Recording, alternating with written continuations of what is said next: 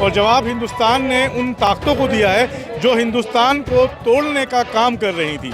हमारी बहनों का सिंदूर उड़ा था, आज उसका बदला लेने का काम हमने किया। ये मोदी जी को देखना पड़ेगा कि जो इस तरीके की भाषा उपयोग कर रहे हैं, क्या वो हिंदुस्तान के नागरिक हैं या असल में वही टेररिस्ट हैं। जो व्यक्ति हिंदुस्तान को तोड़ने का काम करता है, मेरी नज़र में वो टेररिस्ट है। कि पूरा कांग्रेस परिवार हमेशा इस देश के साथ खड़ा रहा है और आज भी इस देश के साथ खड़ा रहेगा। जो संविधान के खिलाफ है तो वो गांधी के खिलाफ है, जो संविधान के खिलाफ है वो तिरंगा के खिलाफ है, जो संविधान के खिलाफ है वो हिंदुस्तान की तरक्की के खिलाफ है।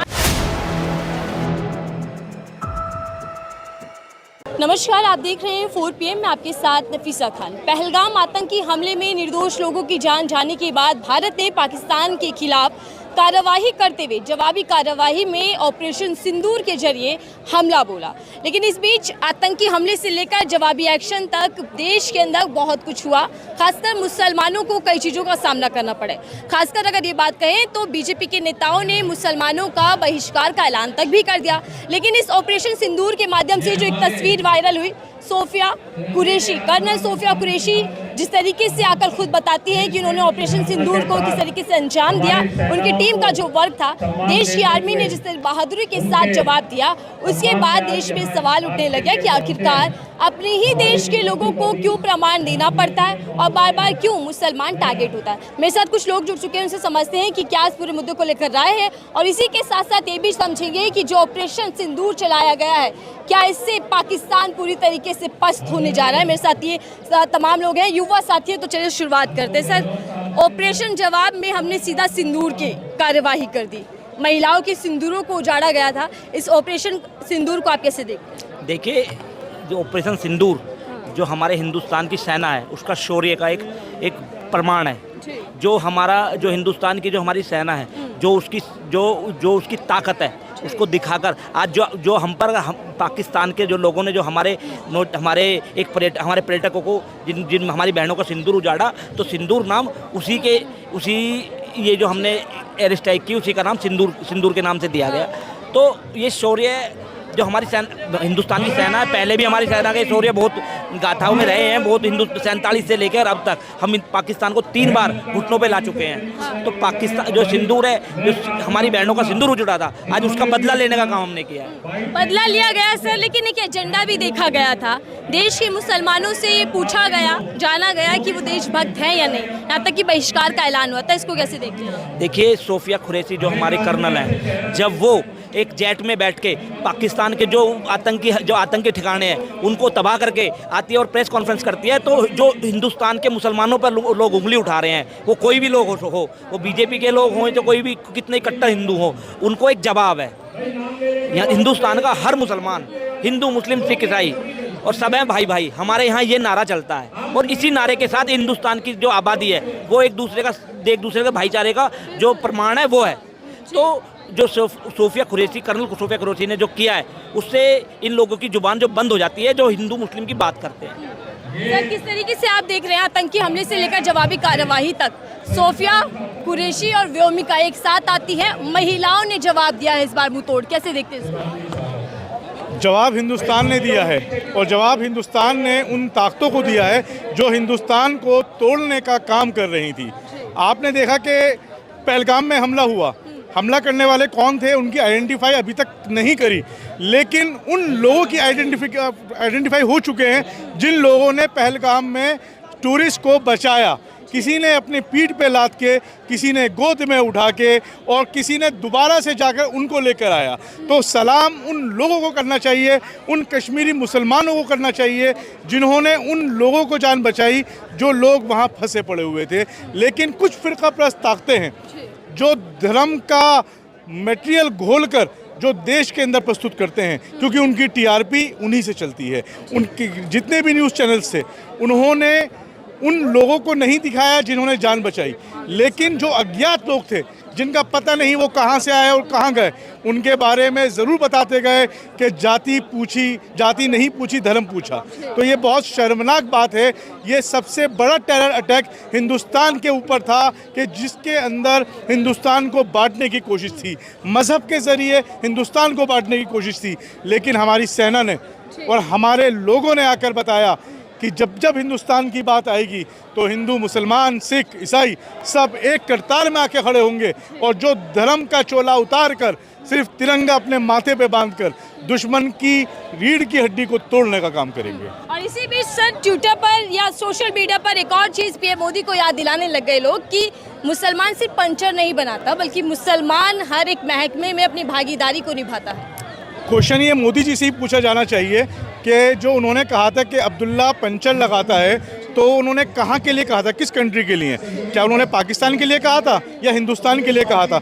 अगर हिंदुस्तान के लिए उन्होंने कहा था तो ये मोदी जी के लिए शर्म की बात है कि वो हिंदुस्तान के प्रधानमंत्री हैं और उनके प्रधानमंत्री रहते हुए कोई अब्दुल्ला अगर पंचर लगा रहा है तो उनके लिए बहुत दुखद बात है। और हिंदुस्तान को APJ अब्दुल कलाम ने न्यूक्लियर बम दिया, जिसकी वजह से आज हम सीना चौड़ा करके खड़े हुए हैं। अब्दुल हमीद साहब को दिया, जिन्होंने दुश्मन पाकिस्तान को नाकों तले चने चबवा दिए। और आप कितने प्रूफ लेंगे? आज आप इसरो देख लीजिए, आज आप हर एक जगह पे देख लीजिए जहाँ पे मुसलमान, हिंदू, सिख, ईसाई सबकी बराबर की भागीदारी है। और उनकी बराबर की भागीदारी अगर आप नहीं मानते तो आपके प्रधानमंत्री के पद के ऊपर ये सवाल बनता है, तो ऐसा क्यों हो रहा है? मैं आप लोगों के पास रुकिएगा सर। आतंकी हमले से लेकर जवाबी कार्यवाही तक कौन है जो हिंदू मुसलमान वाला तनाव बढ़ाना चाहता है देश के अंदर? हिंदू मुसलमान का तालाब तो इस टाइम कोई नहीं बढ़ाएगा, क्योंकि इस टाइम जंग का समय है और इस टाइम बढ़ाना भी नहीं चाहिए। क्योंकि सन 1947 में भी हमने युद्ध लड़ा, 62 में लड़ा, 65 में लड़ा,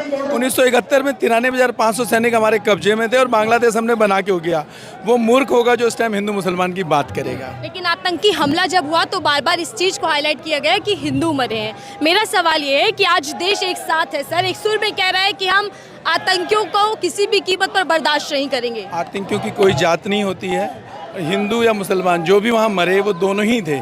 ये देश को सिर्फ बांटने की साजिश है, विदेशी ताकतों की साजिश है। और यहाँ ना कभी बटे हैं ना कभी बटेंगे।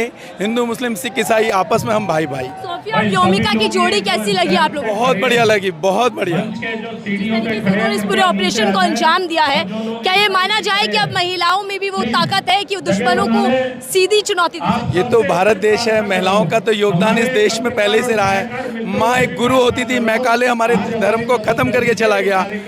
महिलाएं ने इस देश को संभाला है और आज महिला आगे हैं तो हमें तो सम्मान है, हम तो सैल्यूट करते हैं उन्हें।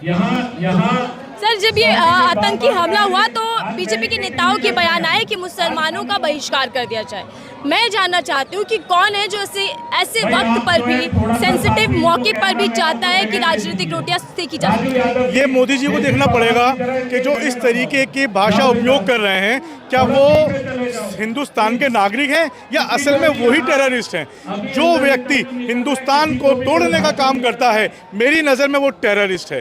टेररिस्ट वो नहीं, टेररिस्ट वो भी है जो मजलूम लोगों को आतंकी हमला करके मार रहा है, बम से लोगों को उड़ा रहा है। लेकिन आतंकी वो भी है जो हिंदुस्तान में रहकर हिंदुस्तान के धर्म के लोगों को बांटने की कोशिश कर रहा है। पड़ोसी मुल्क तो यही चाहता है कि यहाँ पर हिंदू मुस्लिम फसाद हो और उसका फ़ायदा उन लोगों को मिले। लेकिन जब तक हिंदुस्तान के अंदर सच्चे हिंदुस्तानी मौजूद रहेंगे, ये कम्युनल दंगे नहीं होने देंगे।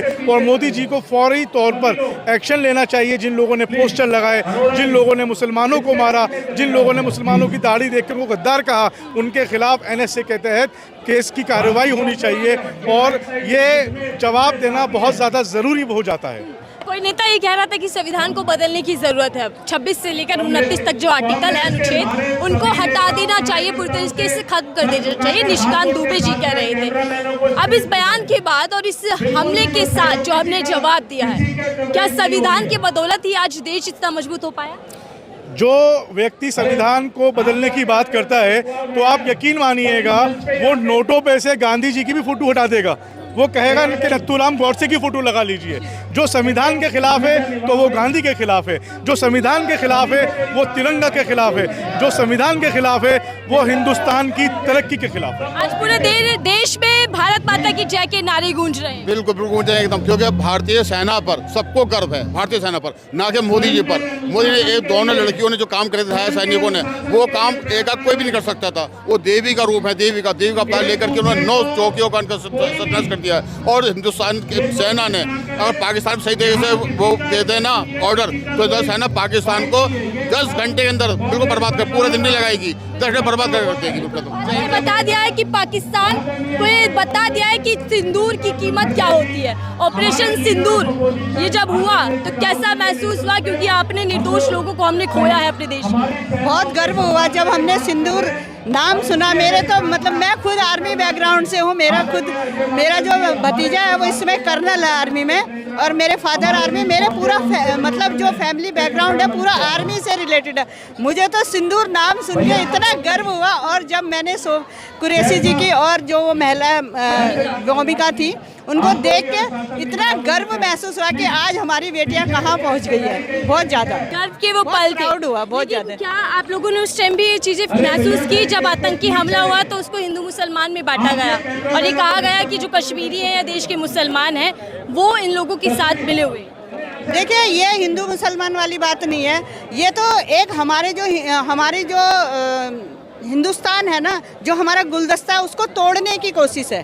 कहीं ना कहीं जो आतंकवादी हैं उनको इस बात का मतलब संज्ञान था कि देश में हिंदू मुस्लिम करके ही हम भारत को विभाजित कर सकते हैं, लेकिन ये पॉसिबल नहीं है, क्योंकि हिंदू मुस्लिम सिख ईसाई ये भारत की जान है। तो मतलब उनकी जो रणनीति है ना वो विफल रही। तो क्या उन महिलाओं का बदला पूरा हो चुका है जंग से, जिनके सिंदूर मिट गए थे आतंकी हमले में? देखो, कुछ हद तक तो पूरा हुआ है, लेकिन उनकी जो क्षति हुई है उसको तो हम पूरा नहीं कर सकते। लेकिन हाँ, आज उन्होंने जो मोदी जी ने जो सिंदूर नाम इस ऑपरेशन को देके कहीं ना कहीं हर भारतीय महिला का सीना गर्व से ऊंचा किया है। आतंकी हमले से लेकर ऑपरेशन सिंदूर तक सर देश को एकजुट पाया है हमने। कैसे देखते हैं आप इस पूरे एक्शन को लेकर? कभी भी भारत पर इस तरह की जो चुनौती आई है, भारत ने हमेशा एकजुट होकर सामना किया है। और आज भी कांग्रेस पार्टी विपक्ष में रहकर जिस तरीके से राहुल गांधी ने एक पहल दिखाई है, और नरेंद्र मोदी को अमेरिका से आकर जिस तरह की उसने सर्वदलीय मीटिंग बुलाई, और उसके बाद जिस तरीके से जो पुलवामा में शहीद हुए उनके घर पे जा गए, और आज नरेंद्र मोदी को इतना मजबूर कर दिया कि एक्शन लेना पड़ा। और राहुल गांधी ने कल भी ये कहा है कि पूरा कांग्रेस परिवार हमेशा इस देश के साथ खड़ा रहा है और आज भी इस देश के साथ खड़ा रहेगा। देश के साथ तमाम लोग हैं, हर वर्ग हर एक पार्टी है, एकजुट होकर बोल रहे हैं कि हमें जवाब चाहिए और हम जवाब देकर रहे हैं। लेकिन आतंकी हमला जब हुआ तो सर धर्म ढूंढा गया, धर्म पूछकर मारा गया, इसको कैसे? ये किसी ने धर्म नहीं ढूंढा, ये उग्रवादियों की, पाकिस्तानियों की एक चाल थी कि हिंदू मुस्लिम का ये प्रोपगंडा खड़ा करके कहीं ना कहीं भारत को कमजोर करने की एक साजिश थी।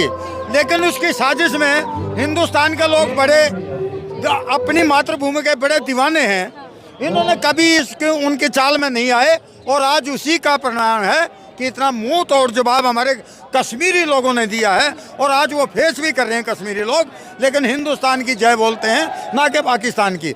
आज हर व्यक्ति हिंदुस्तान की जय कर रहा है और भारतीय सेना को सलाम कर रहा है, क्योंकि भारतीय सेना ने आतंकी हमले से लेकर अब जवाबी एक्शन तक देश को मजबूती के साथ न केवल एक धारा में पिरोया है, बल्कि पाकिस्तान और आतंकियों को कड़ा जवाब भी दिया है। बहरहाल इस पूरे मामले में जो हिंदू मुसलमान ढूंढ रहे थे उनको करारा जवाब भी मिल चुका है कि ये देश एकता वाला देश है और इसी तरीके से चलता रहेगा। इस रिपोर्ट को लेकर आपकी क्या राय है, साझा कीजिएगा। देखते रहिए 4PM, मैं आपके साथ नफीसा खान।